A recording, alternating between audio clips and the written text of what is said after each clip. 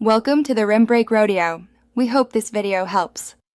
You start by preparing the phone, check Android version and grant required permissions so the app can overlay and respond. Once done, install Control Center Simple and open it. You must enable accessibility and allow drawover apps. Make sure to accept notification access if prompted.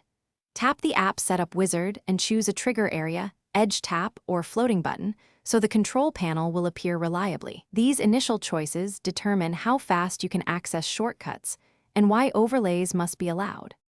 Next, you configure what the control center contains and how it behaves.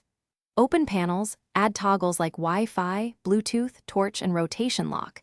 Then add app shortcuts or system actions such as screenshot and do not disturb. Use drag and drop to arrange items and set gesture sensitivity so the trigger doesn't conflict with system gestures. Make sure to adjust size, theme, and auto-hide timeout for comfortable one-hand use. Once set, test opening the center and launching a few shortcuts to confirm responsiveness and layout.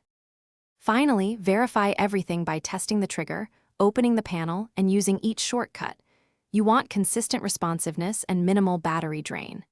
If the center doesn't appear, make sure drawover, accessibility, and notification permissions remain enabled. Additionally, enable the app's foreground service if available. If items misbehave, reset the layout or clear app cache. And if problems persist, reinstall the app. A key troubleshooting tip: toggling the drawover permission off and on often restores overlay function. Thanks for watching. Consider subscribing if we helped you.